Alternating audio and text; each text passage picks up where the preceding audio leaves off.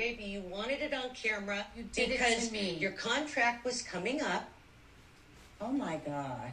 Wow. That's true. And you needed some drama because I don't need you any fight drama. with You know everybody. What, Kathy? I don't need any drama. You fought and you drove Lisa what? Vanderpump off the show. I drove Lisa Vanderpump off the show. Okay. What you did to my sister? You've had problems with everybody, with Camille Grammer. I mean, the list can go on and on. And then saying that you've been bullied? You are the biggest bully in Hollywood, and everyone knows it.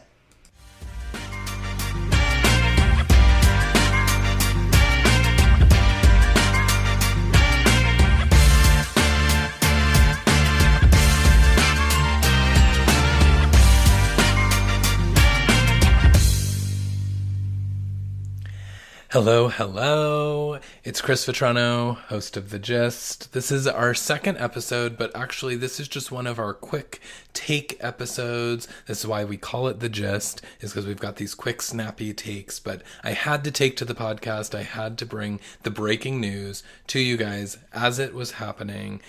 Incredible stuff happened last week and over the weekend in the Housewives universe. So the first thing is on Thursday, we were all sort of just counting down the moments until Jen Shah from Salt Lake City was going to be sentenced on Friday afternoon. And then as we were already sort of pacing back and forth waiting for that news, we ended up getting a huge bomb that Lisa Rinna announced that she was departing the Real Housewives of Beverly Hills. After 8 seasons on the show, she was grateful for her time, she quotes saying that she was grateful for her time and that they decided to mutually part ways with Bravo and her. Which we all know and can decode, that meant that Bravo did not renew her contract. So Kathy Hilton, I think, takes the win on this one. If you tuned in to our last episode, we did our top 10 moments of 2022. And number 10 was this very thing. I brought up that I felt like the Housewives universe and franchises were really at this like turning point because all of these things are playing out in the media. There's so much happening when the show is not actually airing. And so I think Bravo producers were really starting to try to scramble to figure out what are we going to do as Housewives has kind of become this new beast, and we're going to have to continue to deliver some really relevant storylines and make sure that we're delivering the same things that are happening and playing out in the news media. So Rinna versus Kathy. Kathy, after the season aired, Kathy called Rinna at the reunion the biggest bully in Hollywood, said that she fabricated all of the storyline and all of this story that played out of Kathy Hilton having a major meltdown in Aspen because her contract was up and she needed a storyline. And it seems as though maybe Kathy Hilton had some legitimacy behind those claims, because now, as we are seeing, Rinna is departing Real Housewives again after 8 seasons. So that is the first thing. Rinna is out. So I want to spend a minute just sort of like talking through that, because I think it's major. It's major in a lot of ways, and I think the first thing is I come with this with mixed emotions. Rinna, who will never probably hear this, nor will she see me promote it on socials because she has blocked me. We got into a Twitter feud. I think it was 2 seasons ago. We had a brief back and forth exchange on Twitter, and then I was blocked. I think she has actually since left Twitter, if I'm not mistaken. But she and I no longer have access to one another, which is fine by me, because now she is moving into the land of obscurity beyond Housewives. But I do have to say that, when Lisa Rinna first joined the cast 8 seasons ago, I was super interested in what she was going to bring to the show. She obviously had one of the most iconic Housewives moments in history of the franchise, of all the cities, when she, of course, lunged across the table at Kim Richards and broke her glass and proclaimed that no one should ever go after her family, or her husband, rather, which we're all still dying to know. What was the the allegations about the husband. I'm shocked that in 8 seasons no one managed to get that story out. But I think that that's because, which is what I'm gonna say about Rinna now, is that she was a real she really knew how to play the game. I don't know if that was from her days on Melrose Place or from Days of Our Lives, like being a soaps actress, if she just really knew how to kind of play and manipulate the storylines. But she did that very well, where she was always sort of the center of the drama of all the seasons, but it was never about her. She always brought the drama about someone else. And that was the big thing that always played out season after season. And again, I think as we talked about last episode, she did that with Kathy Hilton in this last season, or tried to, and it really backfired on her. I think that people, like, she thought she was bringing this story of, oh, Kathy has a meltdown and I'm going to be the center of this drama and play out this drama between these two sisters, the Hilton sisters. And the audience really turned on her, both from the show, but also on all of her social media. And so I think it was the first time that all of her sort of manipulation and the way in which she had played this game for 8 seasons didn't work in her favor. She was pretty quiet at the reunion this last time, and I think that really showcased that she didn't know where to go from here. And I think Bravo probably made that decision too. I know Kathy Hilton had given an ultimatum that she would not be back if Rinna was. We don't know if that had anything to do with Bravo's decision, but I think ultimately it was just time for her to go. And so we have to say that, Rinna delivered some iconic Housewives moments. They will go on in memes and quotables for years and years to come.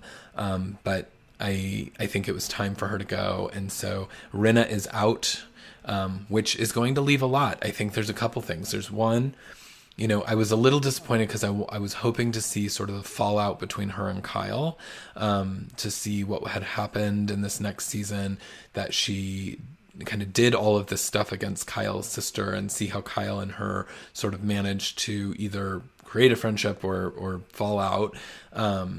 That was something that I felt was maybe there for the taking in this next season.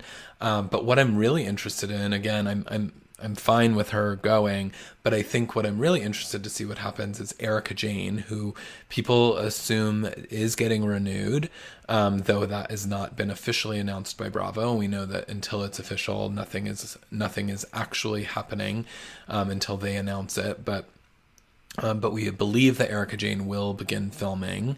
And it'll be really interesting to see her without Rinna, because for the last couple of seasons, Rinna has really been her sort of guide through all of this turmoil that Erika Jayne has been playing out, and making sure that she, when Erika's drinking too much and starting to say things that are potentially damning for her case, Rinna steps in and pulls Erika out of the party, and they head out and no cameras follow them.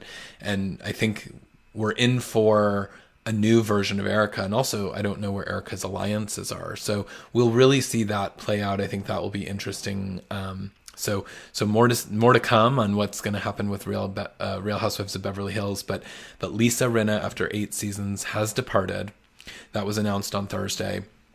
And then the other big thing that is coming out of Housewives news is, of course, Jen Shah was sentenced on Friday. We had been waiting what feels like an eternity to hear what was going to happen in this telemarketing scheme case that we all saw play out on last season of Real Housewives of Salt Lake City, when the FBI raided the Sprinter van looking for Jen Shah after she had just fled the scene.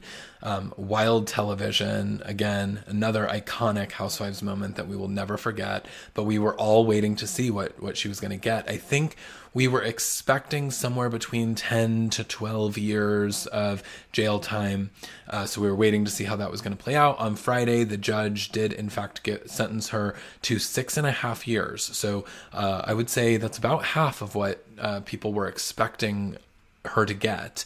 So she was obviously probably very happy with this. After pleading guilty, she knew she was going to have to serve some time. She asked for a year. The judge laughed at that. But 6.5 years. She's going to be reporting to a jail in Texas. I think it's minimum security prison in Texas on February 17th. So she's got a little bit of time to sort of get prepared for what is next. She claims that she is still, as part of the court case and part of the court documents, she said that she is still a cast member and that she is still making money from Real Housewives, which is how she plans to pay back the $6 million of restitution that she was ordered to pay back. She's also trying to create merch and do some other things to continue to do that. She told the judge that she would also be looking at money-making opportunities while in jail, which I don't think the judge was super happy to hear about. But I think, that's what any housewife's going to do. Teresa did the same thing. She wrote a book. When she came out, she was a New York Times bestseller again. And so she, I think it's inevitable that Jen Shah is gonna do something. But yeah, she'll be gone for 6.5 years. So whether or not we remember her then remains to be seen. But then I think that the kind of disgusting part of this, obviously the whole telemarketing scheme and the fraud behind what she was doing to these elderly people was incredibly horrific and sad and gross. But I think just to further sort of drive a character assassination against who this person is. I mean, this is who Jen Shah is after learning that she was going to spend 6.5 years in prison. And I forgot to mention, she also was given an additional 5 years of supervised release.